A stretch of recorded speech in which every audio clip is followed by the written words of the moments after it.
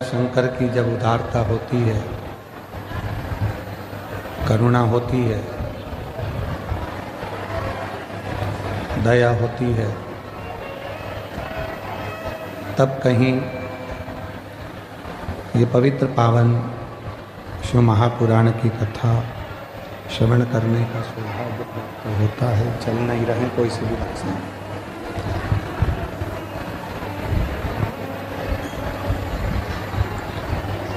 कल कथा में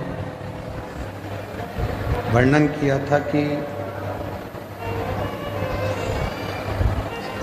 जो श्वासों में रमण कर रहे हैं वही शिव है।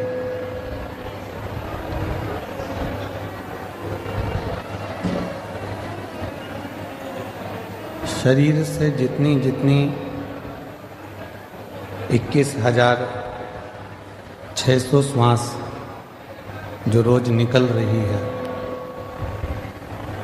वो 21,600 श्वास में जो श्वास के रूप में प्रतिदिन निकल रही है, आ रहे और जा रहे हैं, वो शिव है, वो शंकर है।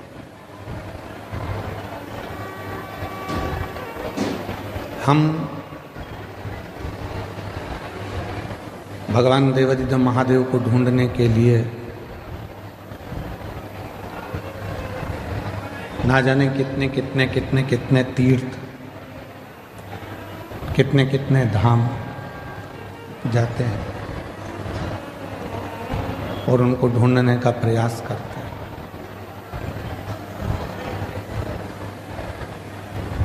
पर शिव महापुराण की कथा कहती है कि शिव को ढूंढने के लिए बहुत दूर हमको जाने की जरूरत नहीं पड़ती। भगवान शंकर को यदि हमें ढूंढना ही है तो एकांत में बैठकर जब हम पंचाक्षर मंत्र नमः शिवाय, षडाक्षर मंत्र ओम नमः शिवाय का जप करते हैं या मुख से श्री शिवाय नमस्तुभ्यम कहते हैं, तो जितनी मौनता में, जितनी शांति में हम शिव को ढूंढने का प्रयास करते हैं, उतनी ही जल्दी शिव हमारी उन श्वासों में से हमको दर्शन जरूर देते हैं।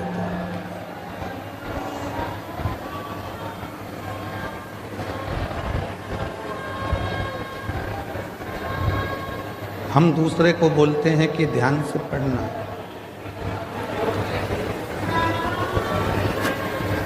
हम दूसरे से बोलते हैं कि ध्यान से पढ़ाई करो, ध्यान से गाड़ी चलाना, ध्यान से काम करना। और ऐसा नहीं है कि केवल एक या दो ही लोग ऐसा बोलते हैं, बहुत सारे लोग।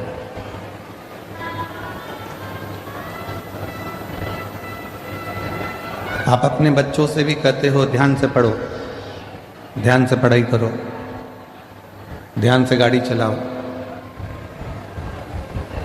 ध्यान से काम करो।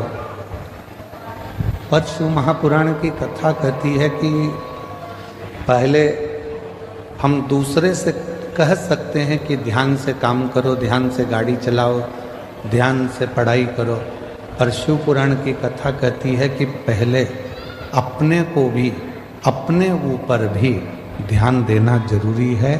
कहीं हम अपने पथ से तो नहीं भटक रहे, कहीं हम अपने पथ से तो नहीं भटक रहे।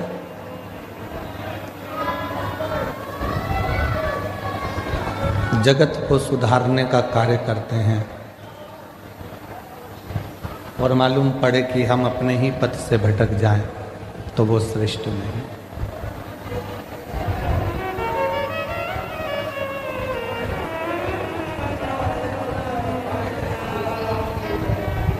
एक बहू सोचती है कि मैं मेरे घर में जाऊंगी ससुराल में, तो मैं मेरे ससुराल को सुधार दूंगी।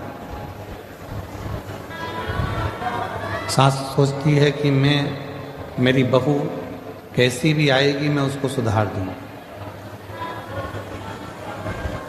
पर शिव महापुराण की कथा कहती है, भगवान शंकर की कथा कहती है कि तुम्हें दूसरे को सुधारने की जरूरत ही नहीं पड़े। पीछे की आवाज खोलिए, पीछे की।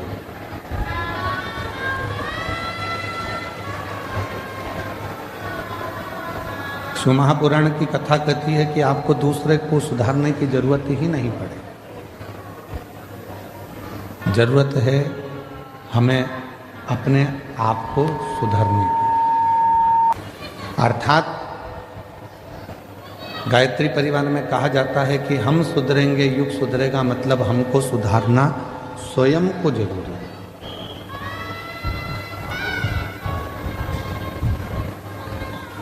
कई माताएं अपने अपनी बहुओं से कहती हैं कि शिव जी के मंदिर जाया करो, शंकर जी के मंदिर जाया करो।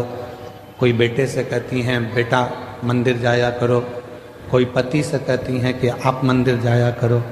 पर मेरा निवेदन इस व्यासपीठ से शिव महापुराण की कथा के माध्यम से है कि पहले हम दूसरे को मंदिर जाने का कहते हैं तो सबसे पहले अपने आप को भी मंदिर जाना प्रारंभ करना पड़ेगा। और जिस दिन हमने स्वयं मंदिर जाना प्रारंभ कर दिया, हमने जिस दिन स्वयं मंदिर में एक लोटा जल चढ़ाना शिव जी को प्रारंभ कर दिया, उस दिन धीरे धीरे धीरे धीरे हमारे घर के बच्चे, हमारे घर की बहुएं, हमारे घर के बेटे अपने आप उसी पथ पर चलने लगे।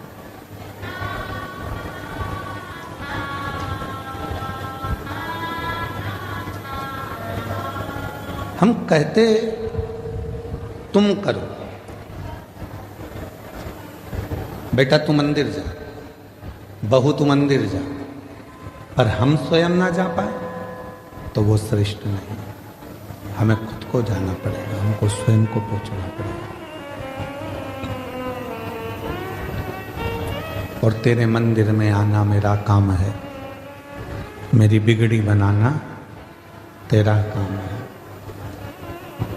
जब आप अपना पिता मानकर भगवान शिव को, कालाधिपति महाकाल को, मेरे ओघड़दानी विश्वनाथ को, मेरे कुबरेश्वर महादेव को, मेरे शंकर भगवान को अपना पिता मानकर उसके करीब में जाकर बैठोगे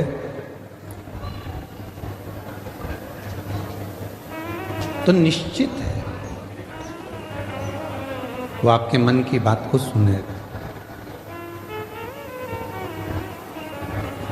किसी ने कहा कि भगवान की क्या पत्थर की मूर्ति भी व्यक्ति की बातों को सुनती है?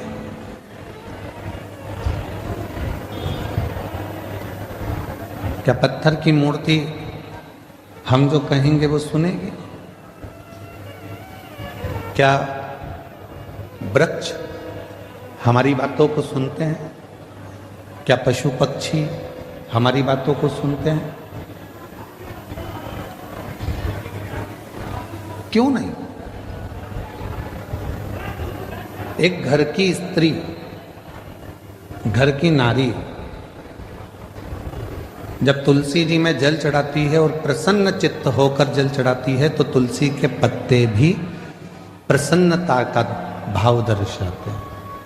पीपल के वृक्ष में भी आप अगर प्रसन्न होकर जल चढ़ाते हो तो पीपल का वृक्ष भी प्रसन्नता देता है। बट वृक्ष में आप प्रसन्न होकर जल चढ़ाते हो तो बट वृक्ष भी प्रसन्नता का भाव देता है। बेलपत्री का छोटा सा पौधा है, उसमें आप प्रसन्न होकर जल चढ़ाइए तो वह बेलपत्र भी प्रसन्नता का भाव देता है।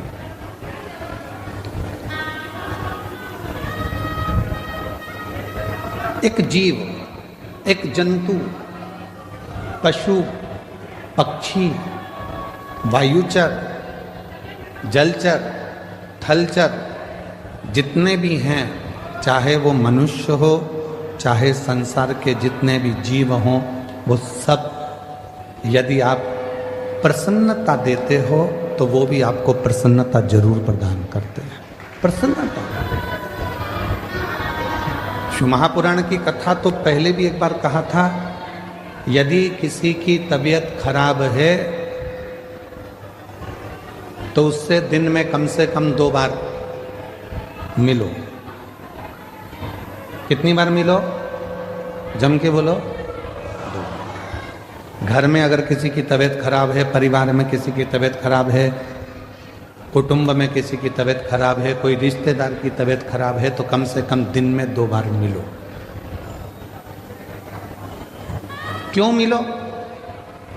तुम्हारे जाकर खड़े होने से, मिलने से उसके परिवार में और उसको हिम्मत आ जाती है उस बीमारी से लड़ने की।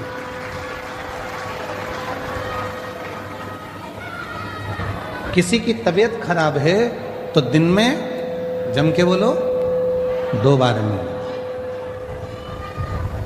किसी का समय खराब है, बेकार समय चल रहा है, दुख की घड़ी चल रही है, कोई परेशानी आकर खड़ी हो गई है, तो शिव महापुराण की कथा कहती है उससे 3 बार मिलो। कितनी बार मिलना है? 3। तबीयत खराब है तो दिन में 2 बार मिलो। समय खराब चल रहा है तो दिन में 3 बार मिलो। कोई बात नहीं भैया, सब हो जाएगा, सब अच्छा समय आएगा, टेंशन मत लो। खड़े हो जाओ, उसकी दुख की घड़ी, उसकी परेशानी की घड़ी, उसकी संकट की घड़ी। महाराज, किसी की तबीयत खराब है तो दिन में 2 बार मिलो। किसी का समय खराब है तो दिन में 3 बार मिलो। और किसी की नीयत खराब है तो उसे सपने में भी मत मिलो। मान लो उसकी नीयत खराब है तो स्वप्न में भी उसको मत देखना, स्वप्न में भी उससे बात मत करो, मिलो ही मत। स्वास्थ्य खराब है, थोड़ा देर जाके मिल। आप लोगों से निवेदन है, आपके घर में बुजुर्ग माँ बाप रहते हैं, बूढ़े बूढ़े व्यक्ति रहते हैं, बेटों को फुर्सत नहीं है काम धंधे से, बहुओं को फुर्सत नहीं है अपने रसोई घर से और कार्य से, पर थोड़ा सा समय निकालकर 2 बार कम से कम अपने बुजुर्ग माँ बाप से बात करा करो। माँ कैसी हो, पापा कैसे हो, भाई कैसे हो, बहन कैसी हो, 2 बार। समय खराब चल रहा है, दुख की घड़ी है, परेशानी की घड़ी है, कष्ट की घड़ी है, कोई समस्या बहुत ज़्यादा पड़ी हुई है, कोई बहुत दुख की घड़ी में, समस्याओं की घड़ी में लोग घिरे पड़े हुए हैं, कोई समस्याओं की घड़ी में लोग घिरे हुए हैं, तो उस समय पर, उस घड़ी में, उस पल में, उस समय में, उस समस्या की घड़ी में कम से कम उसको 3 बार जाकर मिलना चाहिए। 3 बार।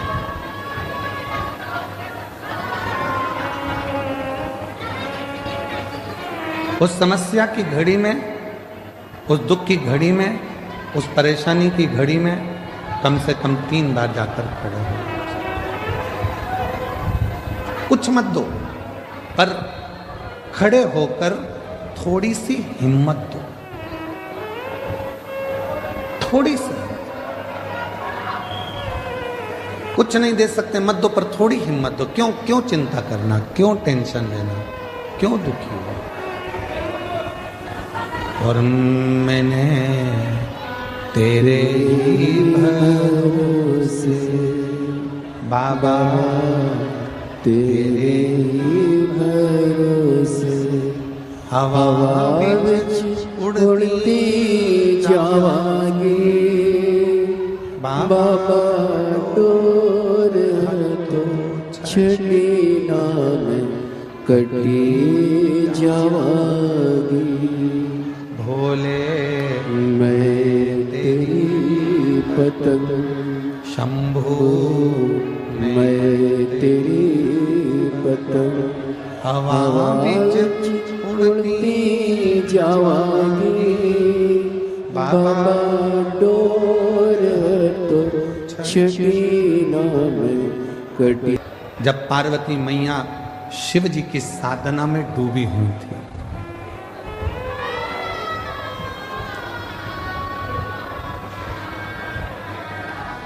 जब भगवान शंकर की साधना में पार्वती मैया डूबी हुई, तब करते करते करते करते बहुत वर्ष निकल गए, तो भी शिव प्रकट नहीं हुए।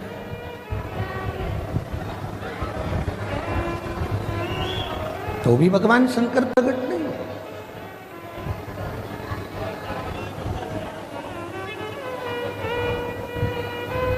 शिव प्रकट नहीं हुए।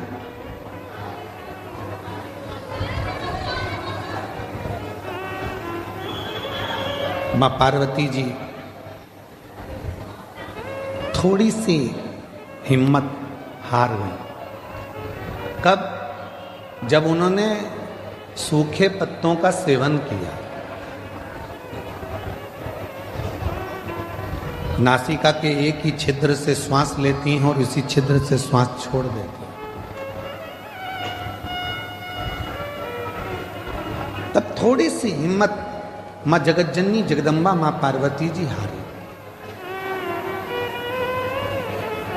कई माताएं व्रत करती हैं, साधना करती हैं, उपास करती हैं, नियम ले लेती हैं, कोई व्रत धारण कर लेती हैं और उनको लगता है कि मैं व्रत कर रही हूं। जब आप लोग हिम्मत हारने लगते हो तो जिसका तुम व्रत कर रहे हो, जिसकी तुम साधना कर रहे हो, जिसका तुम तप कर रहे हो, वो देवता तुम्हें हिम्मत देने के लिए तुम्हारे मन के अंदर आकर विराजमान हो जाता है। तब वो आता है।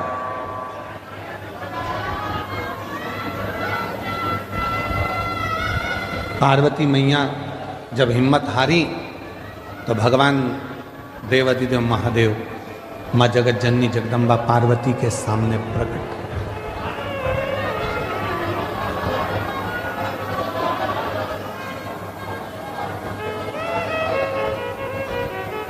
और शंभु शरणे पड़ी माऊ घड़ी रे घड़ी दुख काटो दया करे दर्शन आपो शंभु शरणे पड़ी मांगो घड़ी रे घड़ी दुख काटो दया करे दर्शन आपो। शिव पार्वती जी की साक्षी में उनको बल देने के लिए प्रकट हो, असली स्वरूप में नहीं। असली स्वरूप में शिव नहीं है। शिव स्वरूप बदल कर कभी